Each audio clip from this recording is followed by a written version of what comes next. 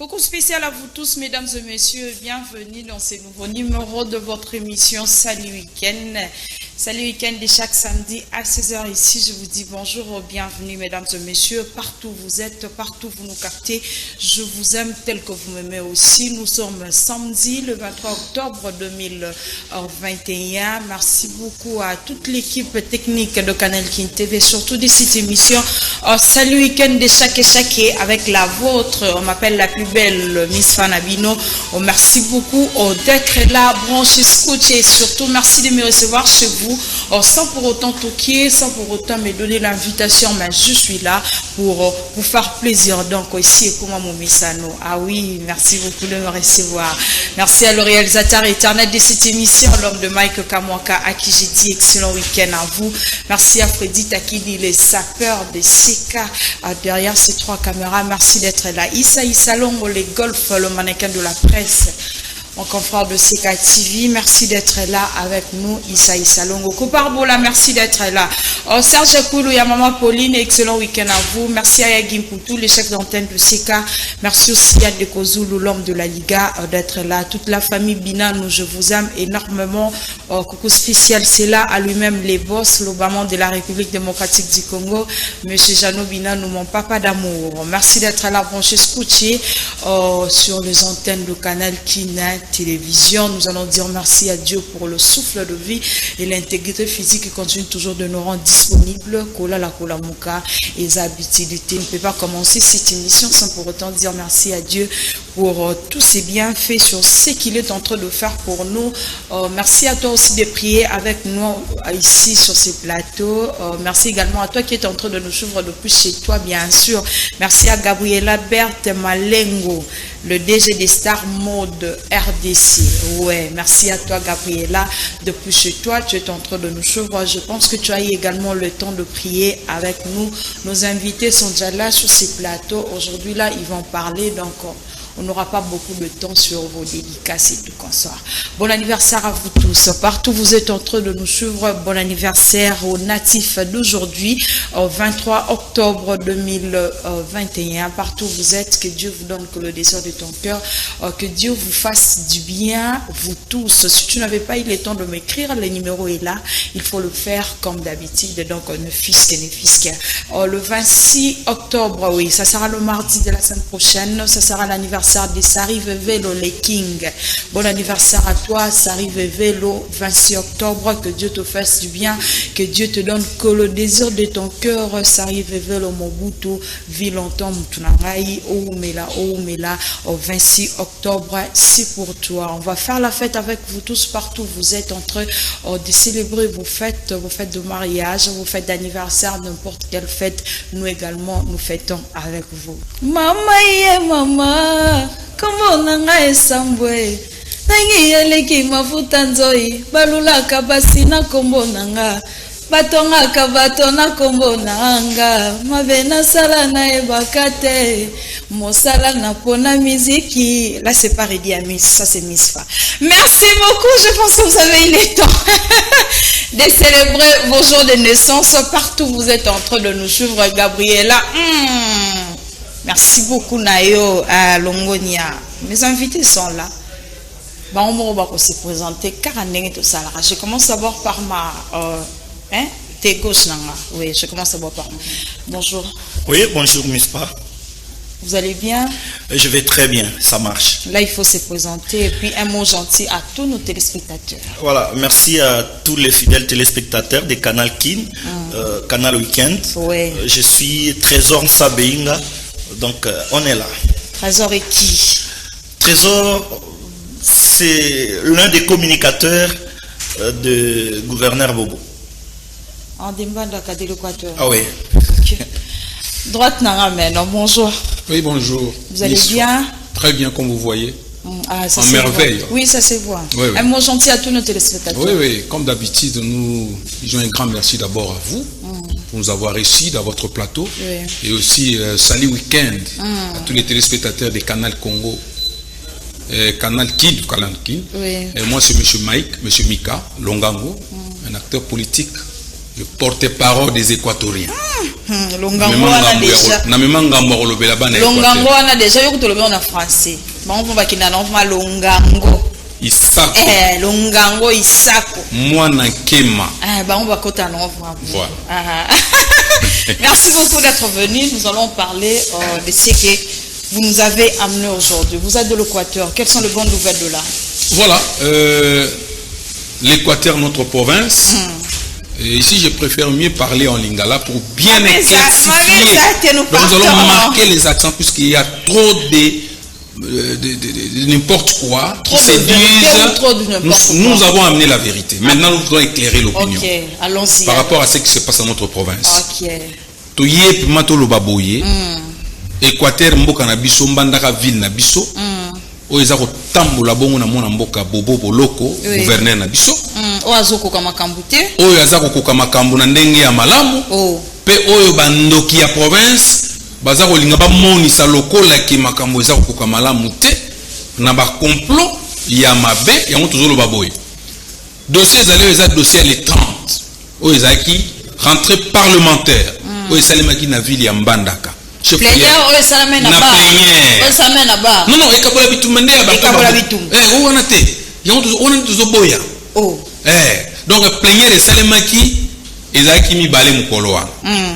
Oyo ya malamu, oyo ezalaki convoqué na maman na biso, présidente ya bureau d'âge, maman honorable Marie-Josée Molebo, et salemaki kasi ezalaki na groupe ya ba député oyo bazalaki bongo bakumbamaki na président entre président sortant puisque azano na dossier ata bimina mobimba te mais basalaki pétition président Bouka oyo akende kosala yango na epa ya bankita comme d'habitude bamesani kosala ba plénière na bango soit na ekabela bitumba ndenge otu koloba wana na ba mbalo bakende kosala pembeni ya libongo vous avez raison bakende kosala na libongo epa ya ndeko kulutu na biso bankita etalikaka bango mais na sima na yango bakosi na Kinshasa balobi batu bakufaki il y a eu des morts plusieurs blessés lokuta na lokuta or en vrai dire moto akufaki te les enquêteurs bakiti comité de sécurité peut dire c'est plus ça les rapport na bango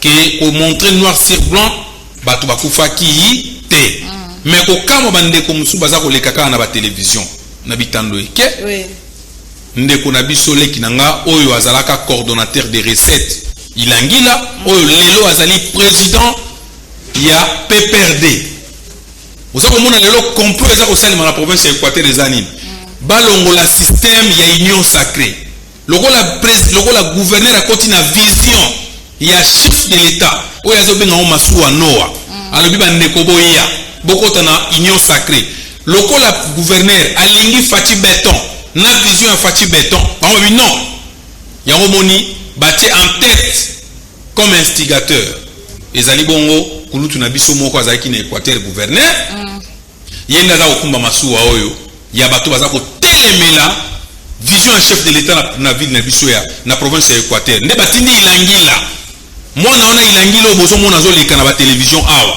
azalaki coordonnateur des recettes maman aboma mairie ya Mbandaka même lelo soki maire de la ville oyo aza suspendu pour dire indéterminé mutaboma ye ilangila ye wana tala ye wana mutu ape perdre alinga longola gouverneur ya Équateur batindi ye tala ye wana na chapeau mais balobaka gouverneur azokoka te eza kaka makasi na mama omoni tata oyo batie ye na pose wana ya bandaki kozwa misolo ya mairie ya Équateur ya Mbandaka azokende nango na babar aza kobala chaque samedi mwana ozomona mwana mabe eza na ba preuve mais eza na ba preuve ba image erotika la omoni na tie bato mbanda nyonso babe mwana oyo vraiment aliani na bomwana ntango azalaki bebe mbongo ya kobalaka abali lendi mardi mercredi ye abalaka mikolo nyonso mais mwasi oyo aza na ye sikoyo awuti kobaleka bon ye nde asukisaki na clôture ntango abali ye mpe alongwe mosala lokola kope eza lisusu te moyebala lisusu kobakisa kobala eza te sikoyo akomi kokosa bato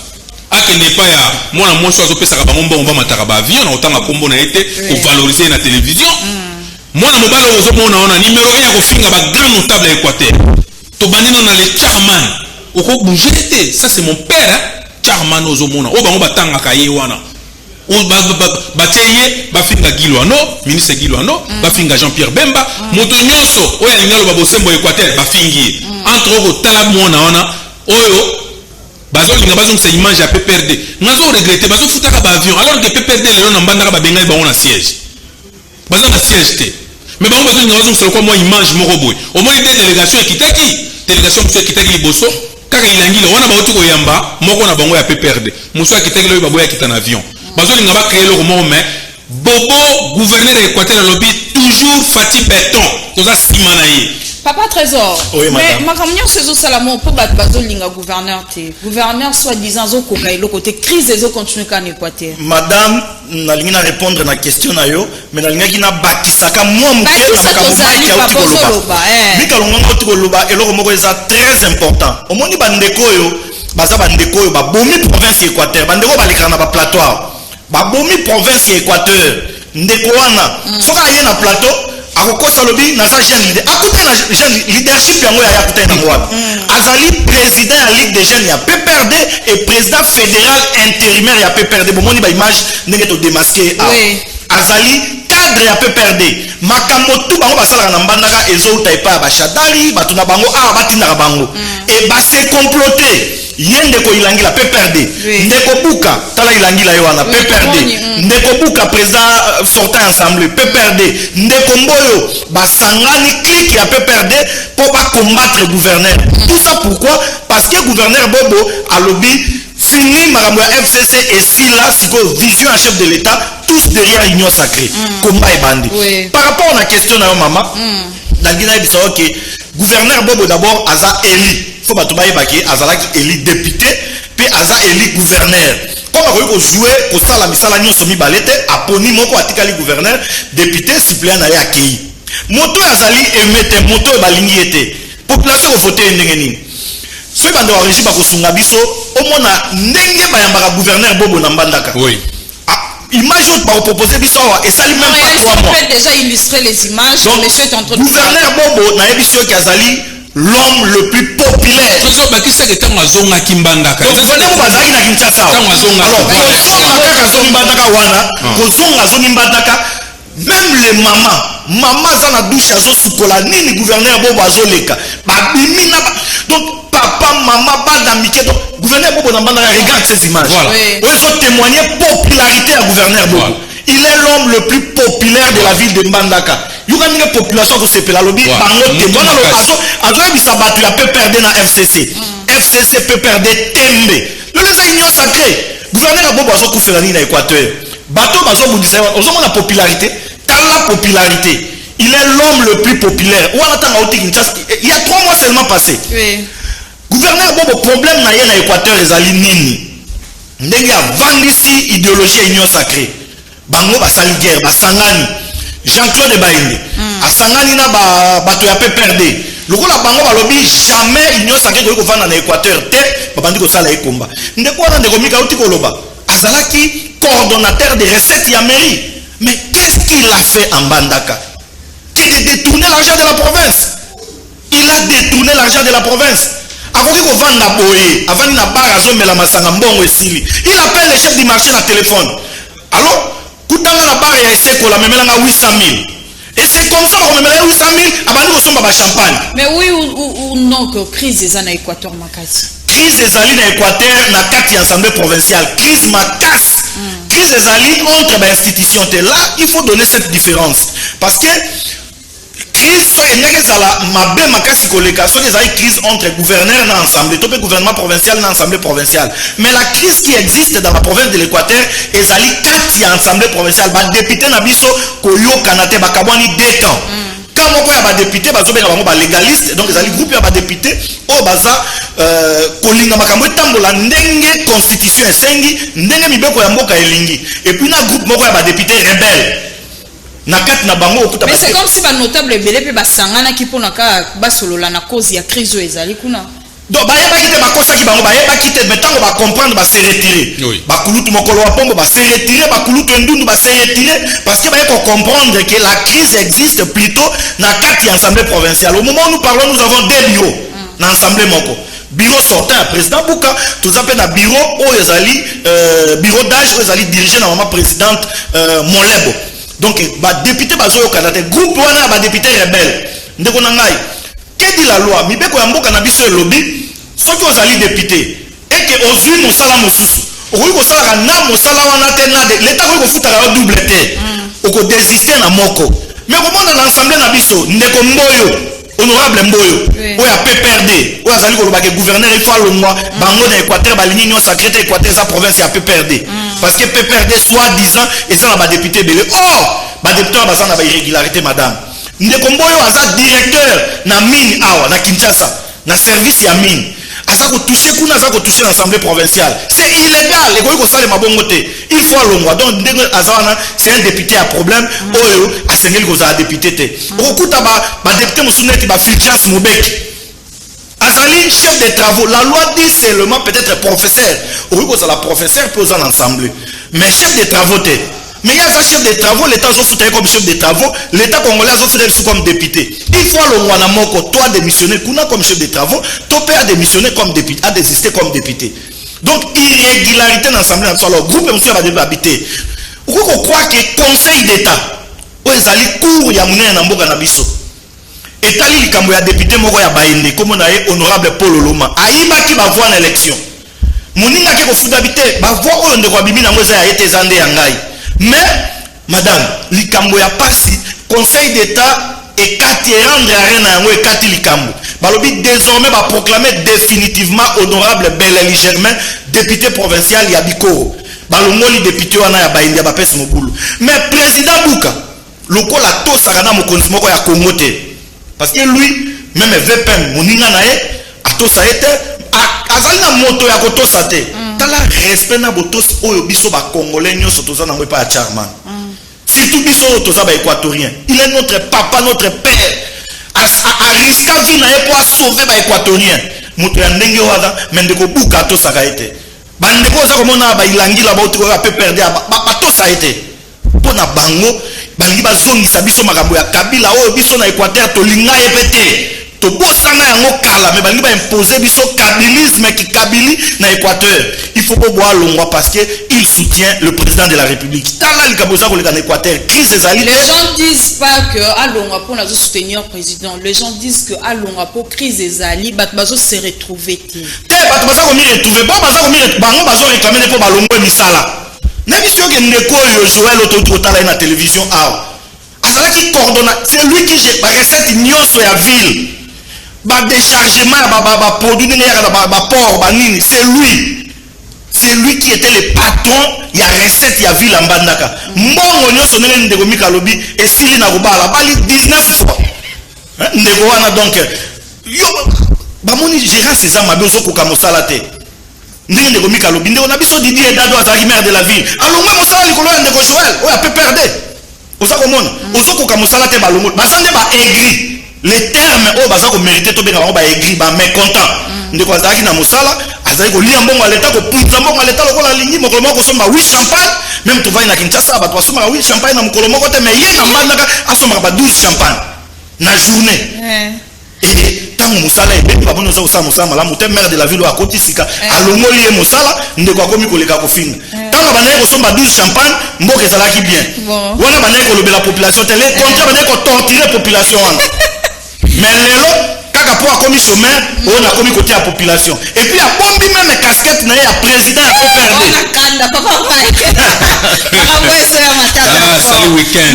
est-ce que le gouverneur il est toujours maintenu ou soit mbinga pas loin maman gouverneur azali gouverneur azam maintenant alongo di pété ba yaki consultation puisque en principe gouverneur kutoka ko yana makambo yote en principe, puisque le gouverneur a fait nini, a fait la nini. Nous sommes dans un état de droit. Tant que chef d'État est état de droit, t'as la popularité en Ouana. Si la population non, les problèmes des années. Gouverneur, chef de l'État, on a dit chaîne nene. Ba ministre, ba condition, ba fongola misu. Na coup d'État où il n'y a que salement. Na Équateur. Le rôle est raté. Bazo monter comme stratégie.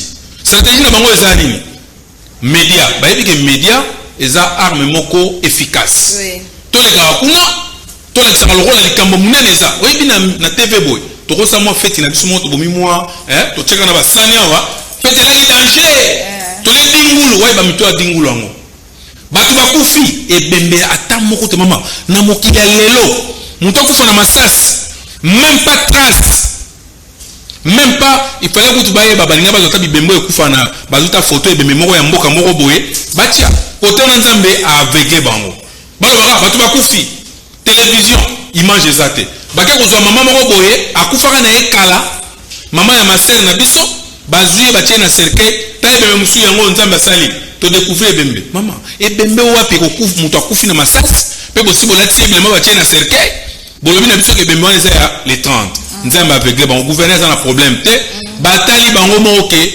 likambo babengaki bango awa mpo lokola bakosaki chef de l'état député Mboyo kulutu nanga na émotion alekaki alobi bato bakufi na plénière chef de l'état yoki boye alobi lokola bato bakufi bobengela biso premier ministre intérieur azwa dossier wana ya Équateur abenga bango nyonso message officiel eye nde baye kobenga bango bakomi awa bakitisi enquête équipe moko ya ministère intérieur ekiti et trouvé que bato bakufi te bazongi na rapport alors lokola rapport elakisi ke moto akufi te crise moko pe esalemi te gouverneur osala mosala na ye omoi lelo babomi garde du corps ya buka abomi mutu lobi na mbandaka pardon abomi mutu abeti ye masasi tala yango ozomona image garçon wana akufi mutu abeti ye masasi puisque atuni ye question eza mutu ya gouverneur bobo nde abeti ye masasi tala garde du corps soki ezalaki garde ya gouverneur bobo elingai eza lelo na mokili mobimba balingai bamata tala lelo omoi garçon wana victime garde du corps mutu abeti ye masasi il faut gouverner qu'est-ce qu'il a fait réalisation qu'il a commencé maman ba réalisation ezali belé mboka ezaki mulili 19 ans na mbanda ko otambola jamais na presse non ba image ça non maman ba image ezali tolaki kondo na biso kulutu na biso molobeli munene ya province na biso que son âme repose en paix papa Lokondo o atikaka biso tango ba député na ba sénateur bakitaki na ba nyonso bakitaki mbandaka bakambo omona ke na mbandaka mwine ezopela titongo tokomi lokola Kinshasa bana bazoteka bazoteka ba étudier bazocirculer donc tolongwena na premier étape oyo bandeko ba gouverneur na biso bazoganga lelo awa baosalaka bavoye tibo respecter ba ministre intérieur te batikaka molili papa bobo azongisi yango azobunda na babalabala mboka kobongaka mbala moko te obandi mbala moko même na Kinshasa toyoke mais omonana mama leka na baveni na biso mbandaka lelo ezalaki mbandaka ya kala ezalaki te mbandaka lelo soki ozotambolaka meme okomona ke circulation normale babalabala ezosalema balabala ezosalema mwinde ezopela baconstruction ezosalema lelo boke na bâtiment administratif oyo ya gouverneur yango ezotalema résidence officielle babisiko ezalaki ya minene lelo toza na soki okei na ngambo ya bâtiment wana tokomi na 2 immeubles oyo ezalaka liboso tozalaka mpe na moko ya building wana mais lelo na ngambo boye mosu ezosalema yaka même évolution bien fait nini na population eloko ni population ezobetele no maboko gouverneur ndeko mika alobi déjà éclairage public moye tozongela te mbandaka lelo babalabala nakotangelo bato baolanda biso bayebi mbandaka bakoki kotémoigner avenue Muji ezopela avenue Ipeko ezopela avenue Elambo ezopela avenue Bonsomi ezopela donc éclairage public na mbandaka kotambola 24 heures sur 24 heures mbandaka eza éclairé ça c'est de 1 à réhabiliter voirie urbaine donc banzela ya mbandaka ebele gouverneur asali yango gouverneur asali d'ailleurs musala wana eza ebungaki de gouvernement central esala route nationale nzela oyo elongwaka mbandaka yati Kinshasa elekaka par bandundu gouverneur abongisi yango bato bandaka kokufa na émission peut-être ya simambala bato proposer bino interview oyo président assemblée aza ko témoigner donc lundi peut-être le lundi to proposer bino président assemblée lobi bilan ya gouverneur Bobo ezali largement positif. Ça c'est le président Bouka, ce n'est pas moi. Largement positif. Gouverneur Bobo Asali Makambo, ebele madame. Au moment où nous parlons, la biso tozaradian na des morgues na Mbandaka, mais azotonga morgue moderne na hôpital Mama Balako. Il travaille beaucoup. Na moins de 4 ans. Oh ya sali comme gouverneur, atiki bilemo OK, ata soki akei, bato bako bénéficier na ngo contrairement na ba Jean-Claude Bainde oh azala wana 12 ans asala elokote. Mais les lois comme le gouverneur Bobo après savoir que ça papa ko yagia le molimo na epé mana boboto papa ipeto batunyo sonyo les lois comme na gouverneur Bobo alors madame population équateur ndenge tozo sur la sika chaque jour bazo benga biso baza ko komela biso baza na besoin gouverneur na bango azongela bango comme d'habitude baya koyamba pour que permettre ye à continuer ba préparatif oya banda qui a conférence des gouverneurs toza ko yebisa bandeko parce que même chef de l'état annonça ki yango ba constitution so yamboka bayebi que 8e session à conférence des gouverneurs cette fois-ci ko na Équateur bongo bandeko baza ko senga que président de la République à kokisa yango ba changer ville te ba changer province te Équateur to bénéficier na opportunité wana ya koyamba conférence des gouverneurs. Merci. Et puis madame ndeko buka oyo 3e fois siko ba garde na eba boma bato ba garde na eba boma ki mona moko ya mwasi kaka na même avenue ba bomi sous garçon zo mona komona Jonathan ba beti masas na likolo ya mobali Jonathan Mbongo donc ndeko buka atikala na Kinshasa ba maintenir ye awa et puis ba kanga ndeko baende pour que Équateur tozo kimia. Merci beaucoup. Na pesa pembo te na bayanga ya Djobour partout balanda kangai. Merci à Olivier Kande 25 ans de métier, Nzambe à Ciseaux, Olivier Kande 25 ans de métier depuis Djobour. Poison Kasereka, mon fini quoi Djobour, mon vieux, merci beaucoup. Kalamingite Nazoé la Binoana. Mohamed Moleka, le seigneur de la ville. Bientôt là, tu auras la puissance surtout na Djobour, donc Bakala Kalamingite. Joe Kasai, Mokonzi à cérémonie, na salon R, Joujou.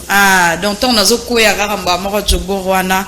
Moutou ya misfa directement car na heure salon Joujou et pas ya Joe Kasai kala mingi te Djobour ngala bino tozo monana papa mika to silisi na bino lilo ba suka et puis mbote na ba nyoso balandi.